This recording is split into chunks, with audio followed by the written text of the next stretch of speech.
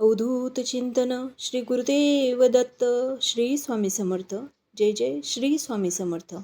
नमस्कार मित्रांनो, आपल्या सर्वांच्या आयुष्यात कधी ना कधी अशा काहीतरी सकारात्मक घटना घडतात ज्यांचे उत्तर आपल्याकडे नसते. शास्त्रानुसार ज्या घरात ईश्वराचे वास्तव्य असते तिथे केवळ आनंद, शांती आणि समृद्धी नांदते.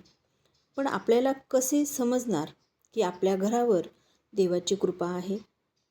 आजच्या या व्हिडिओमध्ये आपण अशा 11 शुभ संकेतांबद्दल जाणून घेणार आहोत, जे दर्शवतात की तुमच्या घरात साक्षात ईश्वरी शक्तीचा वास आहे. तर त्यापैकी पहिला संकेत आहे विनाकारण मिळणारी मानसिक शांतता. भक्तांनो, जर तुम्हाला बाहेरून घरात आल्यावर अचानक खूप हलके आणि शांत वाटत असेल, तुमचा ताण कमी होत असेल, तर समजा तुमच्या घरात सकारात्मक ऊर्जेचा प्रभाव आहे. ज्या घरात देवाची कृपा असते तिथे विनाकारण भांडणे होत नाहीत आणि मन प्रसन्न राहते. अनेक संकेतांपैकी पुढील संकेत आहे पूजेच्या दिवशी ज्योत स्थिर राहणे.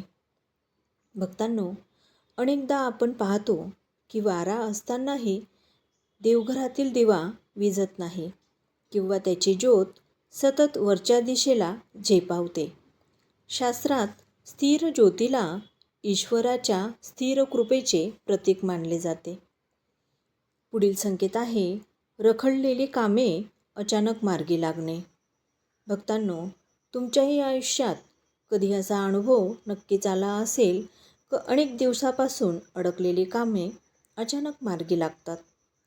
जर तुमच्या घरातील एखाद्या व्यक्तीचे आरोग्य अचानक सुधारू लागले, नोकरी किंवा व्यवसायातील अडथळे दूर होऊन प्रगतीचे मार्ग मोकळे झाले, तर हा देवाच्या आशीर्वादाचा संकेत आहे. ईश्वरी ऊर्जा कर्माचे मार्ग सुलभ करते. म्हणजेच कोणाची तरी पूजा सफळ होत असते, म्हणून आपल्याला असे अनुभव येतात. पुढील संकेत आहे म्हणजे चौथा संकेत अचानक येणारा सुगंधी दरवळ. जर तुमच्या घरात कोणतंही अत्तर किंवा स्प्रे नसतानाही अचानक चंदनाचा, फुलांचा किंवा अगरबत्तीचा मंद सुगंध दरवळला, तर समजा की दैवी शक्ती तुमच्या आसपास आहे.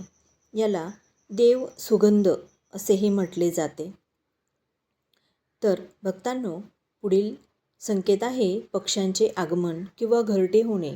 तुमच्या घराच्या खिडकीवर किंवा अंगणात वारंवार चिमण्या, कबूतर किंवा पोपट येत असतील, तर त्यांनी तिथे घरटे बनवले असेल, तर हे अत्यंत शुभ संकेत मानले जाते. निसर्गातील हे जीव केवळ पवित्र ठिकाणीच आश्रय घेतात. याच्यावर तुम्ही विश्वास ठेवायलाच हवा. तर पुढील संकेत आहे म्हणजे 6वा संकेत तुळस आणि झाडे टवटवीत राहणे. कमी निगा राखूनही जर तुमच्या घरातील तुळस किंवा इतर झाडे नेहमी हिरवीगार आणि टवटवीत राहत असतील, तर तो घरच्या सात्विक वातावरणाचा परिणाम आहे. सकारात्मक ऊर्जेशिवाय झाडे लवकर फुलत नाहीत.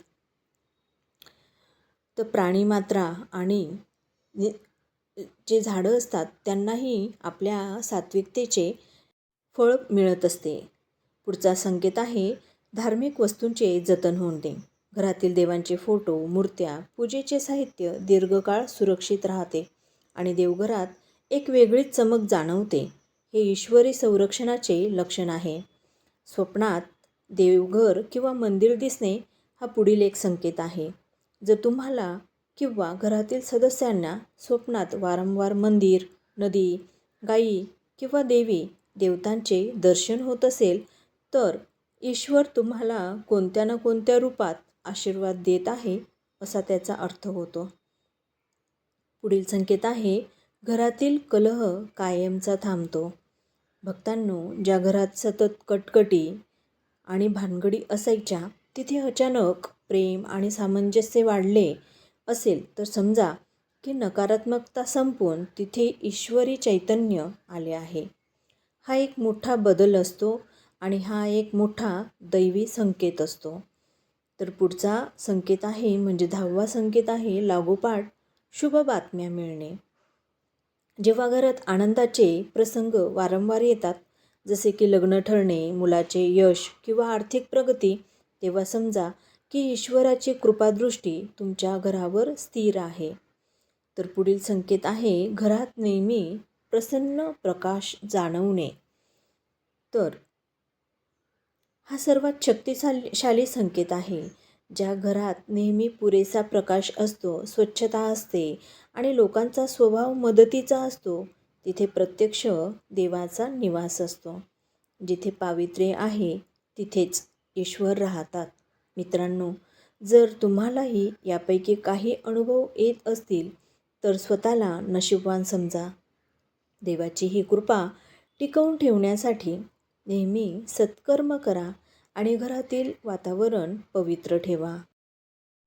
भक्तांनो, तुम्हाला हा व्हिडिओ कसा वाटला ते कमेंट बॉक्समध्ये नक्की लिहा आणि कमेंट बॉक्समध्ये श्री स्वामी समर्थ किंवा शुभ सकाळ लिहायला विसरू नका. व्हिडिओ आवडला असेल तर लाईक करा आणि आपल्या मित्रपरिवारासोबत शेअर करा. चॅनलला सबस्क्राईब करायला विसरू नका. धन्यवाद. श्री स्वामी समर्थ. जय जय श्री स्वामी समर्थ.